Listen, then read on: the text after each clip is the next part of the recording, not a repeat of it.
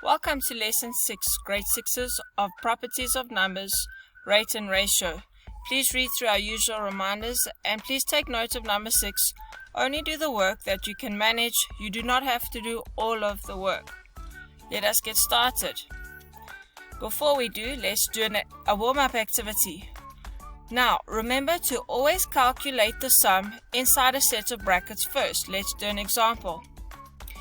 17 plus 1 in brackets minus 3 times 3 in brackets minus 10 divided by 5 in brackets.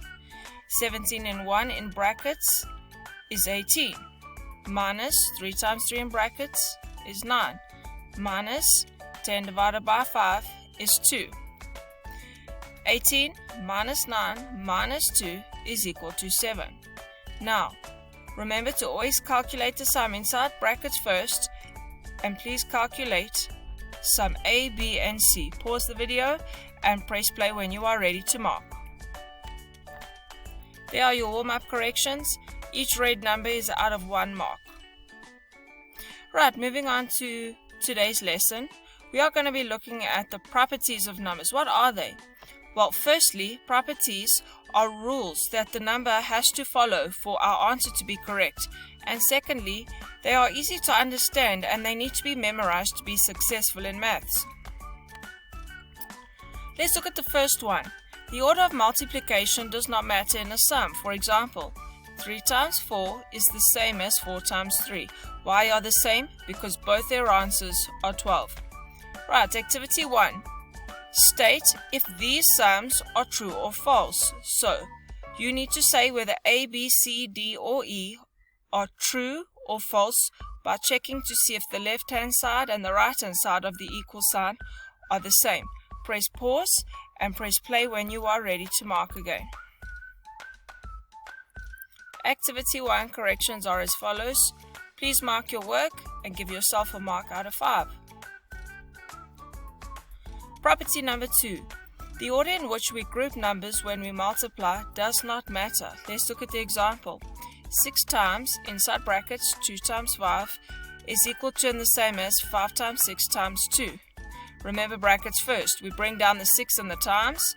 2 times 5 is 10. On the other side of the equal sign, we multiply the brackets first. 5 times 6 is 30. We bring down the times and the 2. 6 times 10 is 60. 30 times 2 is also 60. So it does not matter how we group our numbers when we multiply them. Using what you've just learnt over here, do exactly the same here in activity 2, A to E. State if these sums are true or false. Pause the video, complete the activity, and press play when you are ready to mark.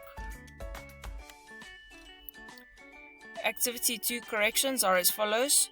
Please mark your work and give yourself a mark out of 5. Right, our next property, number 3. We can break down the bigger number to make it easy when we multiply. Let's do the example. 7 times 468.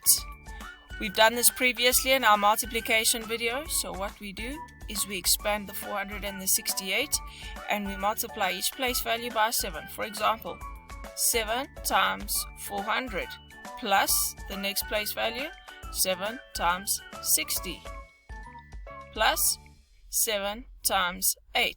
And there it is over there. So that is how you break down a number to multiply it more simply. Now, activity 3, you're going to multiply the smaller factor, that's these numbers all over here, by each place value in the number being multiplied by the small factor. Do not calculate the sum, I just want you to multiply out the small factor by each place value like I did here in the example. Pause the video and press play when you are ready to mark. Activity 3 corrections are over there. Mark your work. Give yourself a mark out of 5. Property number 4.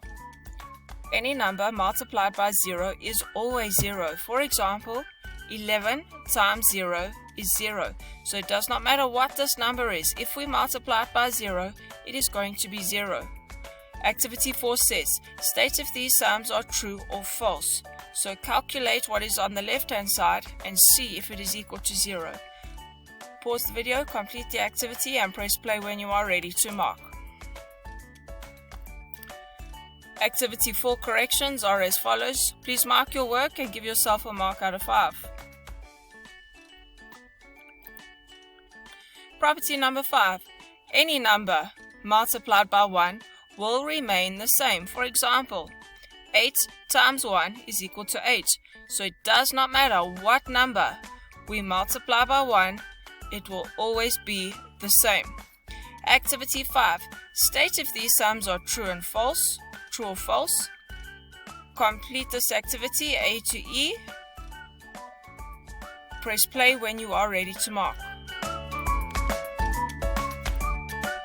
Activity 5 corrections are as follows. Please mark your work and give yourself a mark out of 5. Property number 6. Any number divided by 1 is that number. Our example is 8 divided by 1 is equal to 8. So any whole number that we divide by 1 is always going to stay the same. Please do activity 6. Here you have to copy and complete the following sums. Write down the sums first and then fill in your answers in color. When you're ready to mark your work, please press pause and play when you are ready.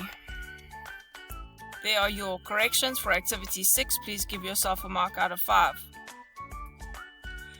Good.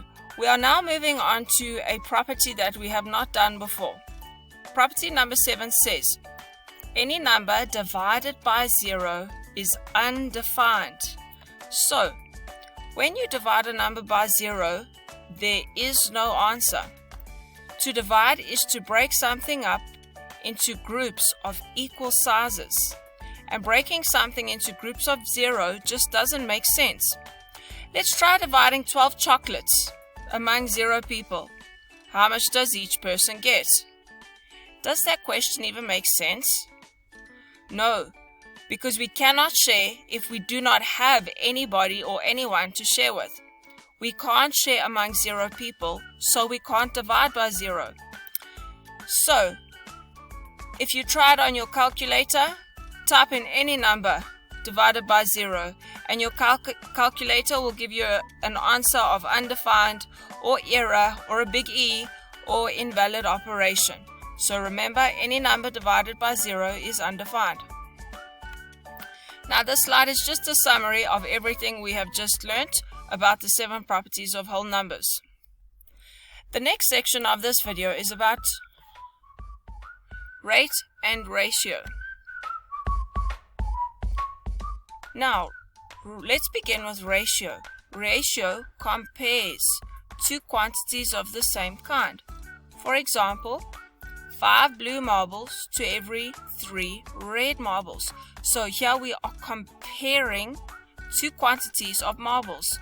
It's 5 red marbles and 5 blue marbles and 3 red marbles. So two quantities that are being compared of the same kind of thing, which is marbles. The next thing we're going to look at is rate. Rate is when one quantity is compared to a different quantity. Let's look at the example. 30 eggs cost 60 rand.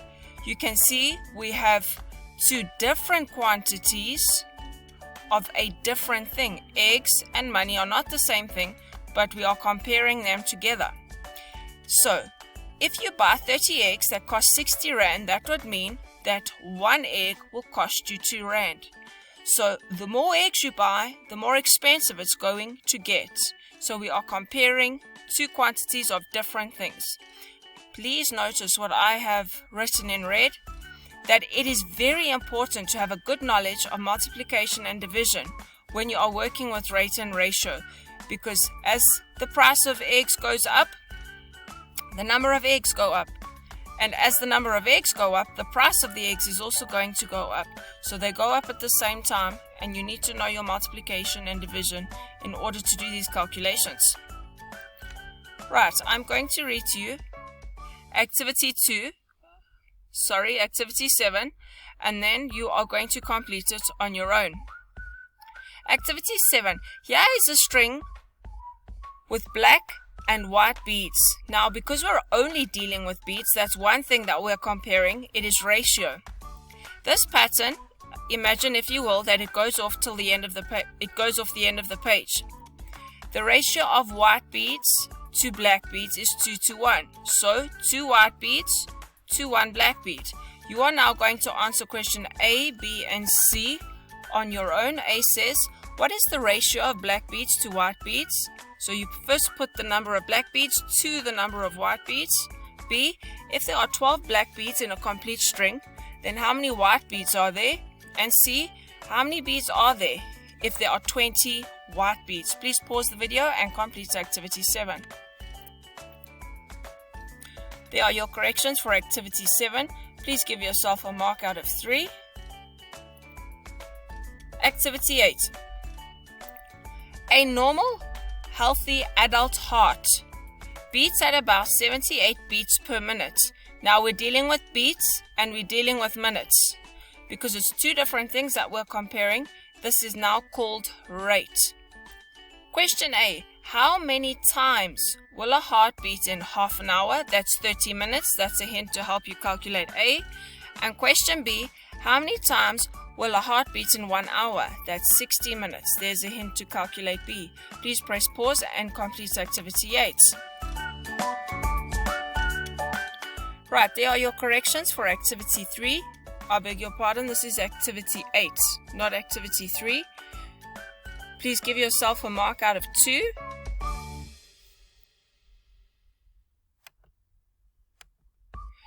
And your homework for this weekend, number 1. Please write out, or you can memorize your multiplication and division tables. And secondly, I hope you have a great weekend, and I will see you on Monday.